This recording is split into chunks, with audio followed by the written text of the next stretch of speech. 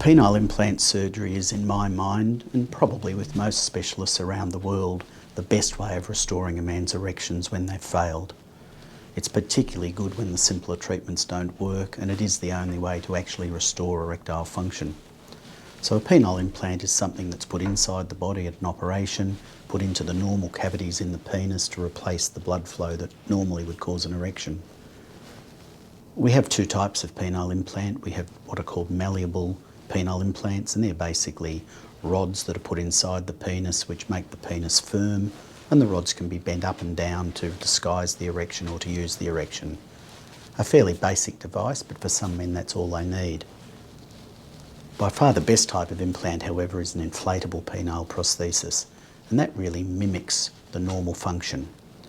If you imagine you had a flat car tyre and we put an inner tube inside the car tyre, and then we build up the pressure in the inner tube, the car tyre looks like a car tyre.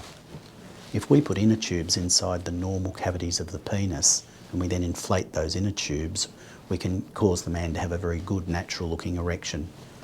So through quite a small operation, approximately 45 minutes, and using a technique that I've developed which minimises infection and is done through a very small little 3 centimetre incision in the pubic hairline above the penis, we're able to put in a 3-part device which allows the man to have a good quality erection whenever he wishes.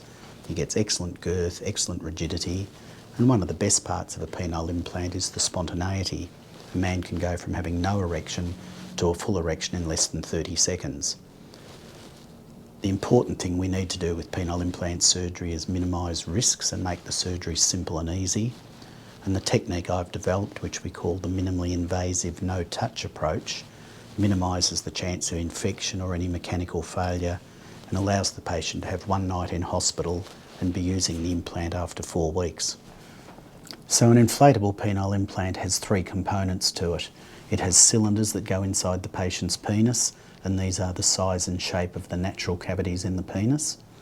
It has a pump that sits in the scrotum between the testicles, and that's how the device is inflated. And it has a reservoir that sits inside the patient's body next to the bladder. All these are internal, nothing can be seen from outside the body. So when a man wants an erection, through the skin of the scrotum he feels the pump, which is sitting between his testicles, and as he squeezes on the pump, what he's doing is transferring fluid from the reservoir through to the cylinders. The cylinders are inside the natural cavities of the penis, and we get an erection caused by fluid inside the cylinders rather than blood, which is a normal erection. But for all intents and purposes, we are duplicating a normal erection. We get very good girth, we get very good rigidity.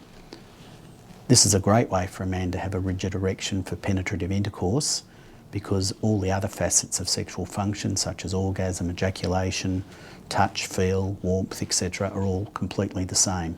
This is just a great way for him to guarantee a rigid erection. The other good thing about an inflatable implant is it will stay up as long as the man wishes, because to deflate it he has to actually press the little valve here. That opens the valve up and allows the fluid from the cylinders to drain back into the reservoir, so the penis will gradually go down, although usually we get the patient to squeeze the penis once they've opened the valve to get the penis down to a flaccid state more quickly. So a lot of men ask what it's like to live with a penile implant. What do they expect? Once the operation is settled down, everything is healed up, they can live a completely normal life and do any physical activity they wish. You can't damage the implant, you can't damage yourself if you have an implant in. In fact, you won't even be aware that it's inside you once everything's healed up. Urination is normal, sexual function in other regards, ejaculation, orgasm is normal. If a man needs to have any telescope procedures on his prostate at a later date, he can still have that with a penile implant. So really the answer is, if you're living with a penile implant, you just live normally as you've always done.